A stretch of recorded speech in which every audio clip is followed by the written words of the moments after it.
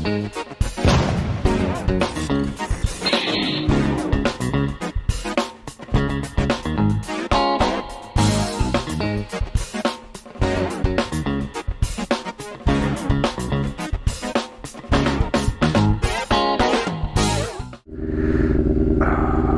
everyone. How the devil?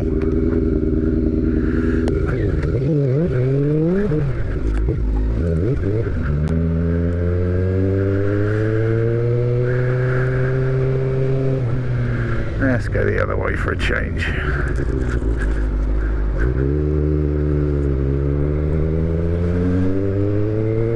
Oh, that's so much better. I had an issue last night, and this is an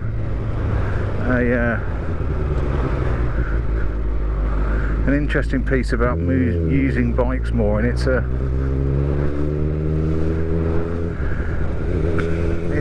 can only be a good thing. So routinely you do bikes and you get them going and you sell them off and everybody's very happy, and hopefully the next purchaser is not the next purchaser, the purchaser, the next owner, there you go, that's better, is happy with the bike, and it brings them deep joy for as long as humanly possible. That's the plan, and that's why I and others piss around with bikes. It's not for profit. Christ, if you ran a business like most of us run our garages, you'd soon be out of business and homeless and without a garage. You know, it's not a money-making venture. It's a passion. It's wanting to keep neglected bikes on the road and wanting people to enjoy them. That's the point. So when you get rid of a bike, when you sell on a bike, it fills a hole in your pocket that buying it and putting it all back together has generated, and hopefully gives you a few more pennies for the next can of rattle can or for the next tool. That's kind of what it's for. It's a self-sustaining hobby, if you want to put it in slightly overly grandiose frames. That's what it's for. Now, I've seen two of my former bikes, and actually I haven't mentioned it on the channel. Ratboy, the bright yellow phaser that I did. If I can dig out a photo, I'll chuck a couple of photos down the bottom here. I saw Ratboy on the market. I think from the guy that bought it from me, not that long afterwards. I just think, you know, it's just moving it on more than anything else. Unlike cars that you keep for many years, a lot of people change bikes very quickly, and I'm one of them. Although I do tend to have one constant in the background usually. But yeah, they've moved it on. They then sold it on at some point, and the guy that bought it, or the guy that bought its mate, if you want to be, let's be completely right, got hold of me and said, "Oh, a mate of mine's got a bike that you did as his first bike. He absolutely fucking loves it. Thanks, mate." So it's really nice. It's lovely to see it still alive and kicking. To see it. And there's a couple of little. He messaged me a quick vid of him hacking down the motorway on it as well. Brilliant, absolutely fucking brilliant. I love stuff like that. I love seeing, you know, because once you lose sight of a bike, once you've sold it, once it's gone off, that's it. It's gone. It's then out of your life. You don't really want to see it again, because if it comes back to you, it's probably because something's gone wrong. Although obviously there's no returns on sale and all that sort of stuff. But actually, you know, we're not dickhead dealers. We're not trying to hoik stuff on other people, and if people have dramas with it, then, you know, kind of, I say bring it back. I don't want to open that door, but you know, if there's anything that we can do to help, then generally that door is open. But yeah, it's really nice to see it being used again. Similarly, saw another one of my previous bikes on Facebook Marketplace. I think it was pointed my way because I'm obviously selling Roo, the dragster, so anything sort of bobber-esque seems to appear on there. And I did previously do a Virago bobber that I got as part exchange. I can't remember what for or exchange. It might have been the SV650 I did, actually. I can't really remember. But anyway,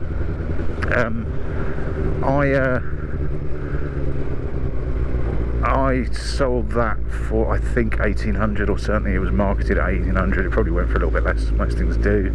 I saw it on Facebook Marketplace, and to be fair, it had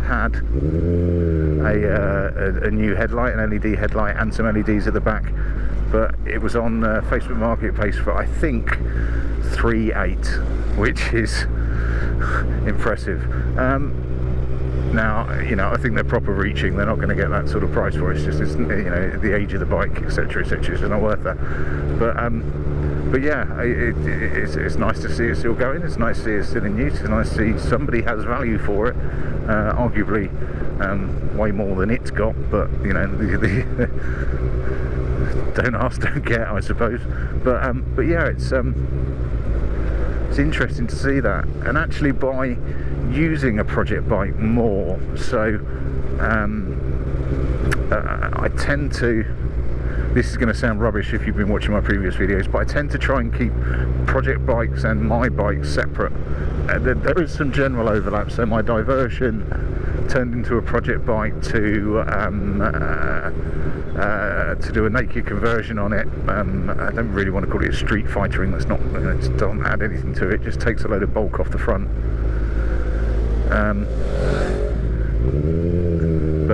Yeah, so I did that on my Diversion, and obviously on the Thundercat I gave it, you know, it was a facelift though. It was, you know, it was a paint job, not a great deal more. Yeah, so I do kind of keep them separate. Now obviously on this, on Sting, on the CB400, that's slightly different because I'm now using a former project bike as my daily ride while I work out what the fuck I'm going to do next, frankly. And I love it, and it's a brilliant bike. But it by putting more miles on it, you or more kilometers, as this is in kilometers, you get a lot more knowledge of the bike. You know, you don't how do I explain this? Similar to when I was trying to get Beast the Triumph Sprint through Ulez, and to start with it wasn't going on full rank range because I'd over restricted it. You know, I didn't know that it had been over restricted because I'm revving it in my garage and it was revving full range. You know, it's only by riding it that you know these things. So it's only really by riding Sting that I've really got to come to know him as a bike.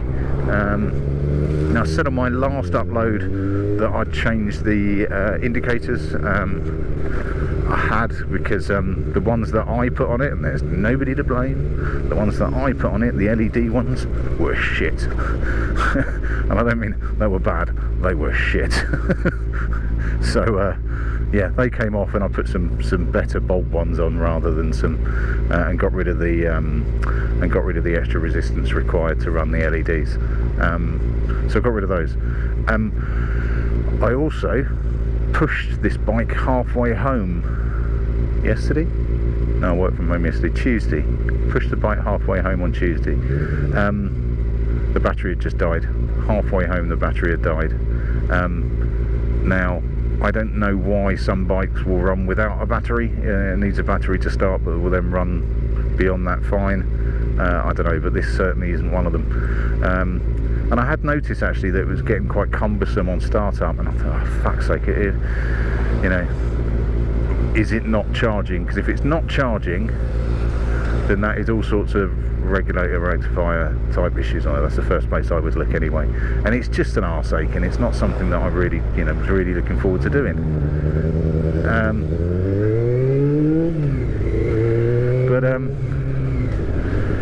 You know, the most hopeful thing that it was going to be would be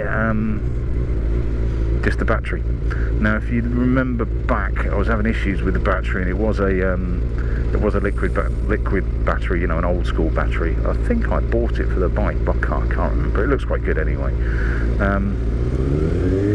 So I thought, sod it, it's my daily ride and I'm going to flog it on. I don't want an issue with it whenever I do get rid of it, because I don't want to be passing off a non-sorted bike to somebody else, because someone's going to rely on it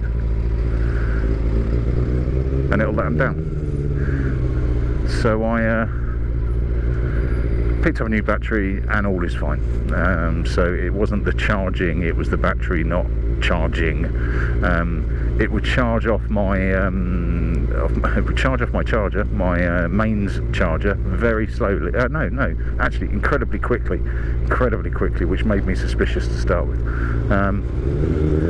But yeah, so that's so we're now back and laughing. But it just means that you get a longer time on the bike. You get used to, you find fault that you wouldn't have found otherwise. And another one, this is my own stupid fault. I went out yesterday just for a quick pootle to do a couple of bits, and I thought this front end feels a bit rattly. It just didn't, it just felt a bit, like, not the steering felt loose, but as I was going over speed bumps and this and the other, it felt, to be brutally honest, it felt to start with like the front mudguard wasn't on properly, because it just felt, every bump had a rattle behind it, and just don't feel right. So then had a pootle around, just played it safe. Obviously, I'm not a speedway rider, and most of my riding is done in this. It's done in fairly heavy traffic. So got home and thought, I'll have a check. There's only one thing that I think it could be, and it was the yoke bolt, or the headset bolt. Was I don't say loose. I couldn't, it wasn't finger loose, but I stuck a socket on it. Obviously, you have to take off the Renthal crossbar and take off the handlebars because it was underneath. And just give it half a turn with a socket, and thought that is not torqued down, and it wasn't. So when I'd taken it off to paint it, I put it back on and not torqued it back on, which was fucking stupid. And don't get me wrong, it was tight enough to go through MOT, and it's tight enough for me to ride for a decent amount of time as well, but it wasn't tight enough to bite so that the constant vibrations of a bike wouldn't loosen it, and that's exactly what it had done, and it just felt quite loosey-loo. Feels absolutely fine now, feels brill, and Sting is back to being a brill little machine. But it does just go to show what you gain out of a little bit more road testing that a lot of project bikes don't get.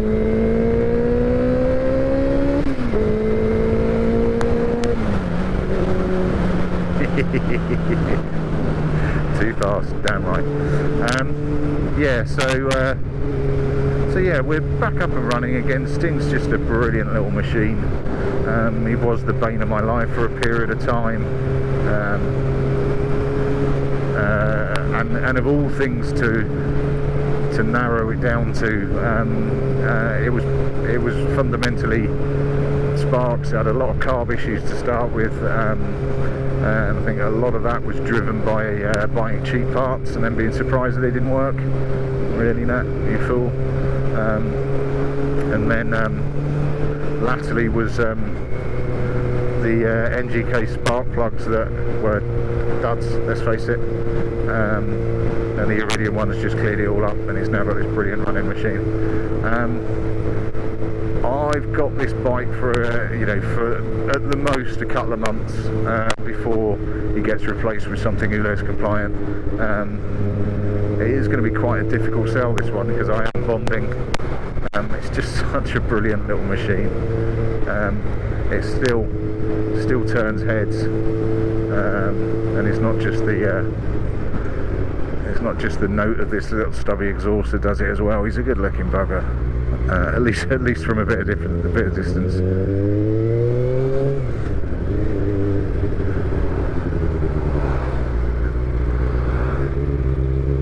And I have to say, other little, I don't say upgrades because I don't think putting mirrors on a bike counts as an upgrade, but the change away from the bar end mirrors that I had initially up to proper mirrors. You just feel so much safer because you can see. There's a reason why bikes had big mirrors, big sticky up mirrors, and it wasn't because people wanted to make their bikes look like ants. It's because they work, and they do work really well. I was following on Bad's bikes when he was talking about the mirrors on his Bandit, where he'd been swapping them around, and he'd ended up with some that because of the makeup of the of stem and stalk type thing, they were extending beyond the handlebars, and his view was how that can't be right. It doesn't look right, doesn't feel right, and I think he is right. Particularly like stem mirrors.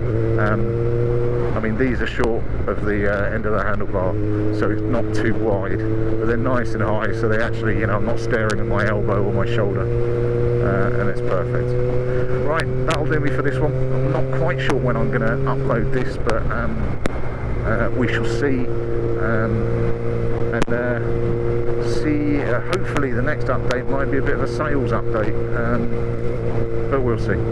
Right, cheers all. I'll catch you later. Ta-da.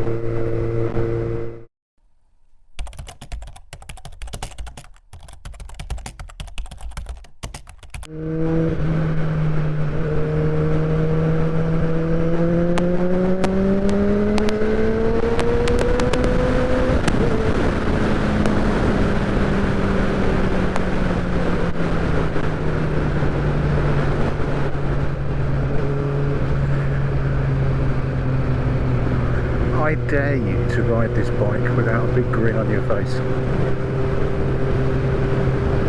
I double dare you.